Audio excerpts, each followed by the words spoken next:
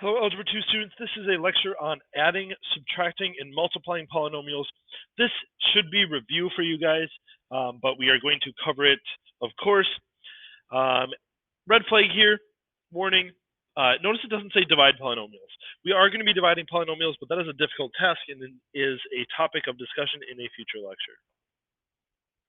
Let's establish some vocab before we begin with some examples. We know this, but like terms are terms with the same variables and powers or exponents. Okay, something like 2x squared and 3x squared are like terms. The coefficients can be different, but the variables and the exponents on those variables need to be the same. We cannot combine two things under addition and subtraction unless they are like terms. However, we would be able to multiply these statements. We actually just talked about section 5.1, properties of exponents. If you were to multiply things that don't even have similar, like terms, you can still do that. So once again, we can multiply terms even if they're not like, but in order to add or subtract them, they have to be like terms. So by our definitions in previous lectures, this is a polynomial and this is a polynomial. If I were to ask you to add those polynomials together, you should be able to do so. If you ever see an addition sign between the polynomials, all you have to do is imagine the parentheses are not there and combine the like terms. So right here, 2x to the fourth doesn't have anything like it, so it's just going to have a 2x to the fourth in your final answer. Also, negative 4x to the third doesn't have anything that's like it, so we can't combine it with anything. It's just going to have a negative 4x to the third.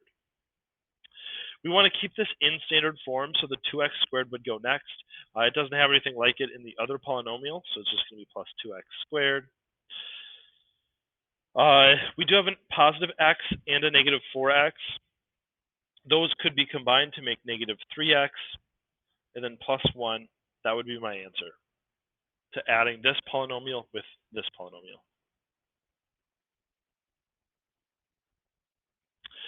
Here's another one, very similar. Why don't you guys go ahead and pause it and try it. Make sure that you're getting the right answer here. Very similar. We noticed it's adding, so then if it's adding polynomials, we don't have to worry about the parentheses at all. We can just combine our like terms. 2x to the third doesn't have anything like it. We have a negative 4x squared and a positive 3x squared. Negative 4 and positive 3 would add to negative 1. And then x squared, we don't even need to write the 1. We can just write negative x squared if we wanted to. Negative 2x and positive 4x make positive 2x minus 1, final answer. Adding polynomials is completely review. It should be pretty straightforward. Subtracting polynomials, there's a lot of more mistakes that are made here. My suggestion to you guys, there's a lot of different ways to do this, but what I like to do is I like to take this negative sign and distribute it to everything behind it. When you do that, you would end up with negative 2x squared plus 4x minus 1, right? Because negative 2x squared, negative 4x makes positive 4x, and then negative 1. This first polynomial doesn't have a negative sign in front of it. If it did, you'd have to distribute that negative sign to everything, but obviously it doesn't, so then I'm just going to write it as is. So that was one step. It wasn't even a very involved step, but now all I have to do is combine my like ones, and that will be my answer. 2x to the fourth here doesn't have anything like it. Negative 4x to the third doesn't have anything like it. Then it would be a negative 2x squared. X and 4x, positive x and positive 4x would combine to make positive 5x minus 1, final answer.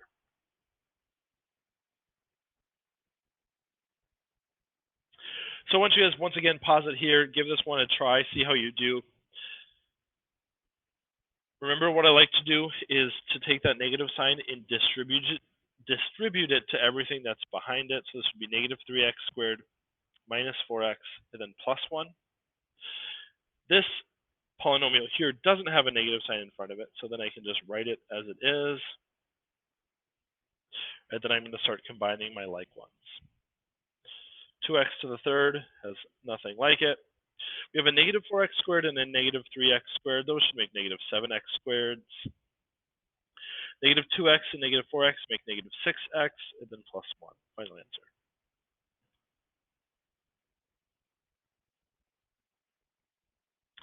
So we've added polynomials, we've subtracted polynomials. Now we need to talk about multiplying polynomials.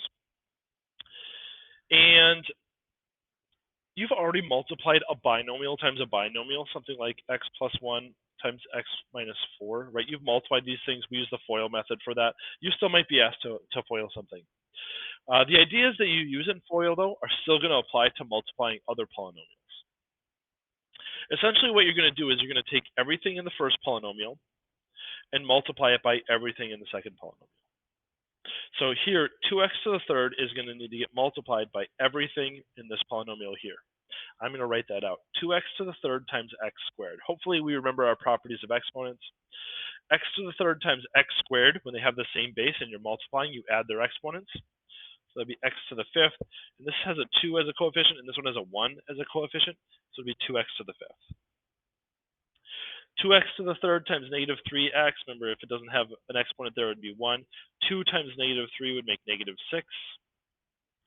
X to the fourth, 3 plus 1. And 2x to the third times negative 1 would make negative 2x to the third. Then you are going to multiply the negative x by everything in the other polynomial. Everything in this polynomial needs to get multiplied by everything in this polynomial. So negative x times x squared. We could think of this as negative 1x times 1x squared if we wanted to. The negative 1 times 1 would make negative 1. And x times x squared would make x to the third. Negative 1x times negative 3x, the negative 1 times the negative 3 make positive 3. And x times x make x squared. And then lastly, negative 1x times negative 1 makes actually positive x. We now need to combine our like terms. There is nothing like 2x to the fifth, so that will go first. There is nothing like negative 6x to the fourth, so that will go next. We do have some x cubes to combine. We have a negative 2x cubed and a negative 1x cubed. Those would combine to make negative 3x to the third. And the rest don't have anything like them. So that would be our final answer.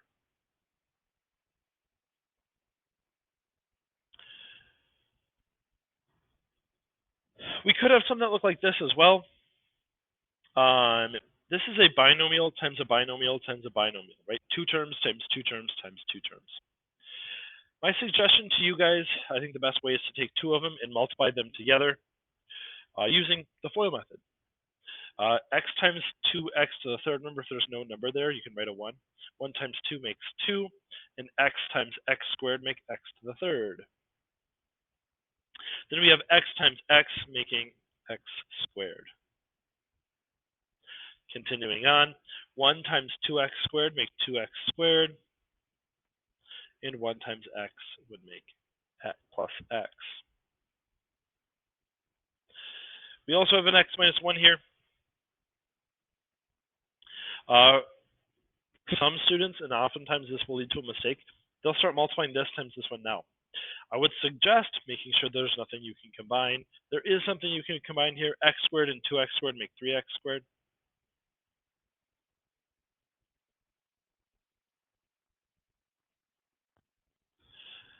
And now we have a trinomial, 3 terms times 2 terms. And it becomes just like this problem here, 3 terms times those 2 terms. So once you guys pause it here, try this one, see how it goes. And then we'll go over it together here once we push play. 2x to the third times x. Remember, if it doesn't have a number, you could write a 1 if that helps you. 2 times 1 is 2. And x to the third times x would make x to the fourth.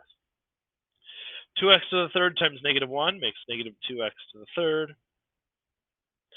Now we need to multiply the 3x squared times both of these. 3x squared times 1x would make 3x to the third. And 3x squared times negative 1 would make negative 3x squared. Up next, we have x times both of these. X times 1x would make positive x squared, and x times negative 1 would make negative x.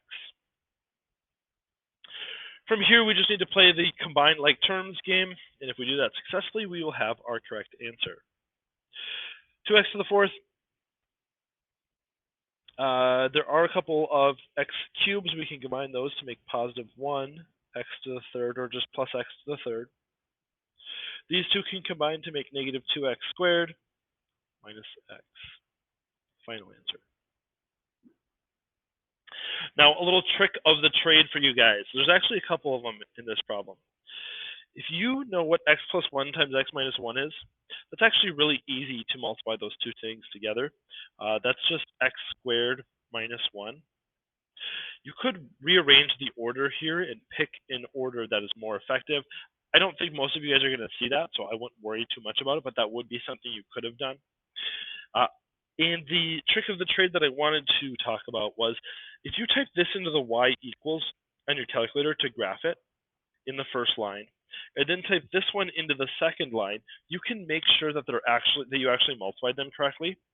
The tables, when you push second table, they should look the exact same, and that's a pretty easy way to check your work. I want to go over one more problem, and I want to go over this type of problem because I see this done incorrectly so often. If you have x plus 4 and that's being taken to the third power, it is not mathematically appropriate to take that to the third power and apply it to both things. You're going to get the wrong answer 100% of the time. Remember what it means to cube something. What it means to cube something is to multiply by itself 3 times. So you have to write x plus 4 times x plus 4 times x plus 4. And then you're going to multiply these things. Start with 2 of them, multiply those together, combine the like terms, and then multiply it by the last x plus 4. Go ahead and try this one out. Pause it here. See how you do. I know what x plus 4 times x plus 4 is. It's x squared plus 8x plus 16. And then I need to multiply these things together. Remember, you're going to do x squared times both of those, which will give you x to the third plus 4x squared. And then you're going to do 8x times both of these, which will give you 8x squared plus 32x. And then you need to do 16 times both of these, which will give you 16x and 64. Now combine your like terms. X to the third doesn't have anything like it. Those two can combine to make 12x squared. Those two can combine to make 48x. Final answer. Once again, fairly easy to type this into the y equals y1 on the y equals button, and this one into the y2, and then verify that they're the exact same using the table. If you guys have any questions on section 5.3, please let me know. Good luck.